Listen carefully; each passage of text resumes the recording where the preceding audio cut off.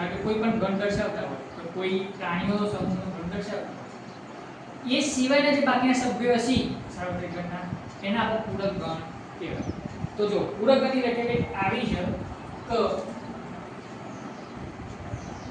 આપેલ ગણના સભ્યો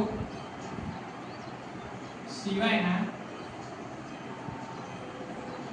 સાર્વત્રિક ગણના તમામ સભ્યોનો ગણ એના પૂરક ગણ કહેવાય. એના ડેશ વડે દર્શાવો ઘણા વડે દર્શાવવાનું ડેશ વડે જાગો કોમા કરીએ બરાબર છે. એક ઉદાહરણ દે આપણો સાર્વત્રિક ગણ કંઈક આવો છે કે યુનિવર્સલ સેલ બરાબર પહેલી 10 પ્રાકૃતિક સંખ્યા લઈ લો. પ્રથમ 10 પ્રાકૃતિક સંખ્યા x કે જ્યાં x એ પ્રથમ 10 પ્રાકૃતિક સંખ્યા છે. તો આને લખાય કેવી રીતે યાદીમાં 1 2 3 4 5 6 7 8 9 અને 10 ક્લિયર છે. હવે મને કોઈ ગણ આપી દીધો એ કરી કે એમાં x કે જ્યાં x એ યુગ્મ સંખ્યા છે બરાબર. કઈ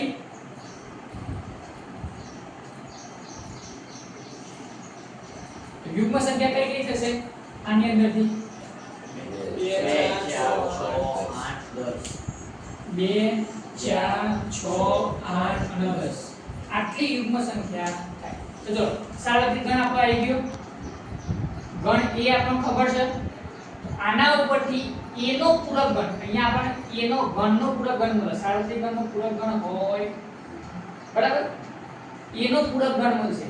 a નો પૂરક ગણ એટલે કે a ડેશ વ્યાખ્યા જો આપણી a ગણના સભ્યો સિવાય સાર્વત્રિક ગણમાં આવતા હોય તમામ સભ્યો a સિવાયના સાર્વત્રિક ગણમાં આવતા તમામ સભ્યો એ આપણો a ડેશ થઈ જાય. તો ચલો a માં કયા છે 2 4 6 8 10 એના સિવાયના આની અંદર સાર્વત્રિક ગણમાં કયા છે 1 3 4 7 9 તો આપણો a ડેશ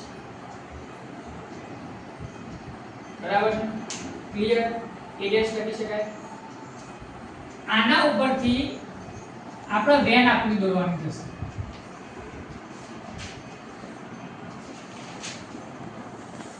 શું દોરવાનું થશે તમને ખ્યાલ આવે વેન આકૃતિ હોય તો સૌથી બહાર પહેલા કયો ગણ આવે સાર્વત્રિક ગણ. કારણ કે જે છે બધું સાર્વત્રિક ગણની અંદર હોય. સૌથી મોટો ગણ એ બરાબર છે. અહીંયા આપણે સાર્વત્રિક ગણ છે તો પ્રથમ 10 પ્રાકૃતિક સંખ્યાઓ તો હું આની અંદર દર્શાવી શકું બરાબર. અને ગણ એ પણ આની અંદર જ હશે તો હું ગણ એ દર્શાવી દઉં છું અહીંયા.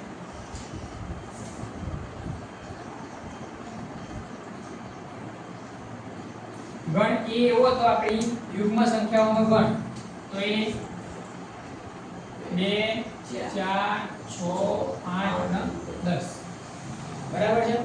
તો બાકી બધી ક્યાં હશે e ની બહાર હશે 1 3 5 7 અને 9 આપણે બંને ગણ રેડી. હવે મારા પૂરક ગણ દર્શાવો.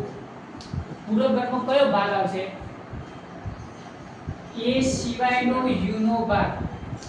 a સિવાયનો u નો ભાગ. આ જે રેડ કલર જે લખ્યું સિવાયનો બાકીનો બધો ભાગ આપણો પૂરક ગણ કહેવાય. આ બધો ભાગ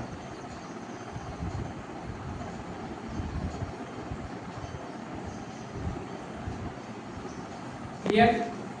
તો આના આવી રીતે દર્શાવાય a ડેશ. ક્લિયર. આપણો ગણ હતો a આ છે એનો a ડેશ બરાબર છે. ક્લિયર. હવે આના એક આપણે ગણનો તફાવત ભણ્યા હતા યાદ છે. તફાવત ગણ ભણ્યા હતા. તફાવત ગણની વ્યાખ્યા શું હતી જે a ગણમાં હોય એ b ગણમાં હોય. e માં હોય પણ b માં ના હોય તફાવત ગણ કહેવાય. a - b a b બરાબર છે ધ્યાન રાખજો a માં હોય b માં ના હોય બરાબર હવે આનો પૂરક ગણ લેવો હોય તો a b નો ડેશ એટલે કે પૂરક ગણ તો જો a માં હોય પણ b માં ના હોય એવા ગણ લખી દઈશું આપણે तो a b નો ડેશ બરાબર x કે જ્યાં x a belongs to a પણ a does not belongs to b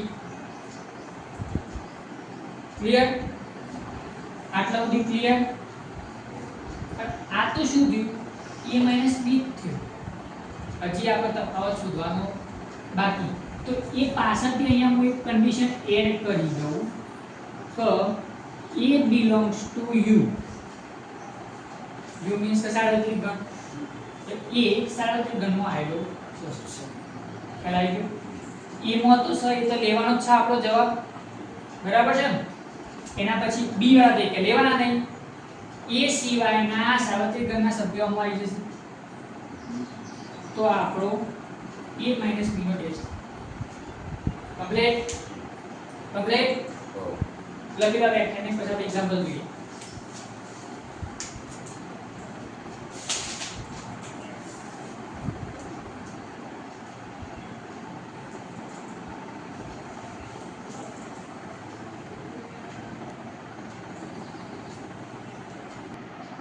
લખી દે તો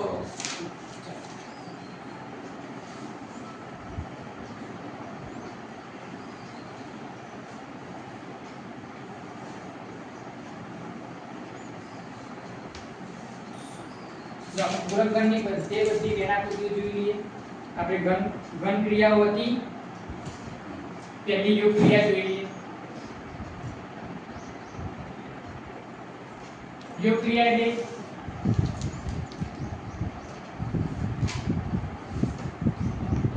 a યોગ b કહેવાય કહેવાય ચલો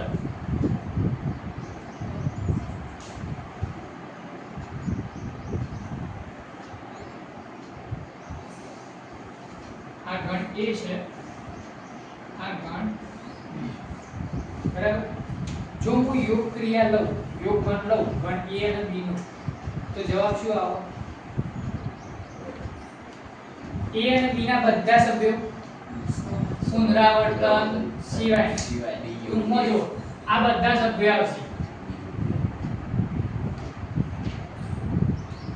ઓકે જો આ બે બંને વચ્ચે કોઈ કોમન સભ્ય હોય છેદગણ હોય તો એ આવશે જો આ રીતે સમજો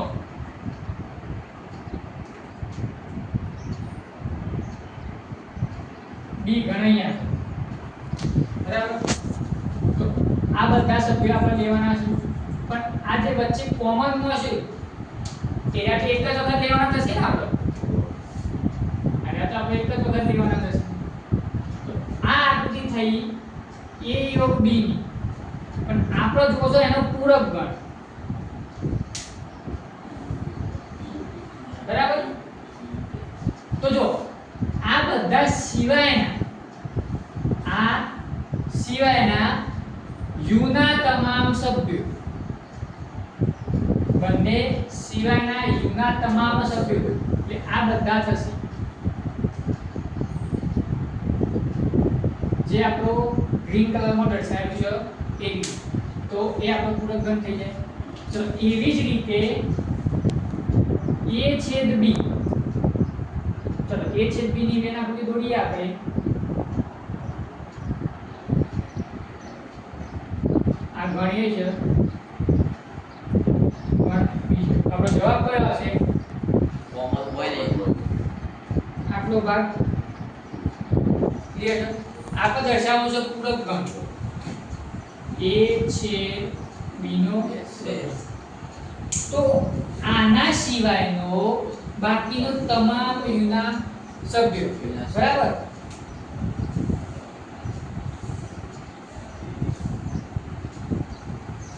જે આપણે ગ્રીન કલરથી કર્યું છે છેદગણ સિવાયના બાકીના તમામ સર્કિટ ક્લિયર ઇન કેસ કોઈ ખાલી ગણ હોય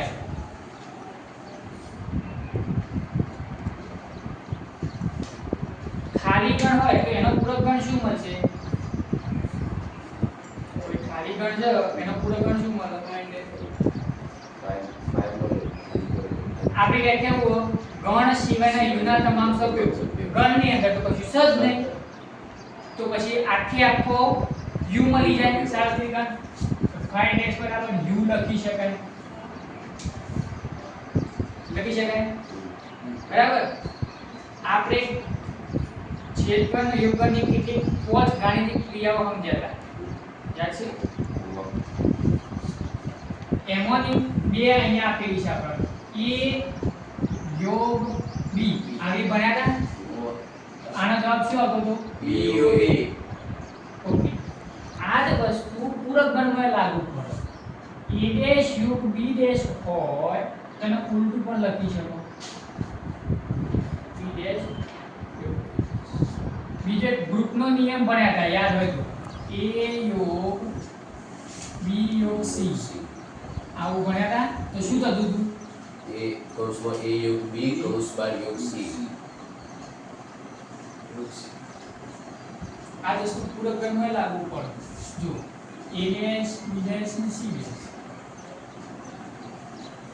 સેમ વસ્તુ એમને પણ લાગુ અહીંયા ધ્યાન રાખજો જો આ ડેશ કાઢી કૌંસ બાર ડેશ કરતો હોય ને તો ઘણા કિસ્સામાં જવાબ બદલાવાની સંભાવના રહે તમને રકમ શું આપીને એના ઉપર આપે બરાબર ઘણા કિસ્સામાં સેમ જવાબ આવે ઘણામાં બદલી આ તો બે યોગગણની છેદગણ માટે સેમ વસ્તુ હતી a છેદ b હોય તો b છેદ a લખી શકાય બરાબર તો પૂરક ગણ માટે પણ એ સાચું છે અને ગ્રુપનો નિયમ એ સાચો છે તો a છેદ b ડેશ આપી દઈએ ક્લિયર બરાબર ફાઈવ માર્કનો નિયમ મેં કહી દીધો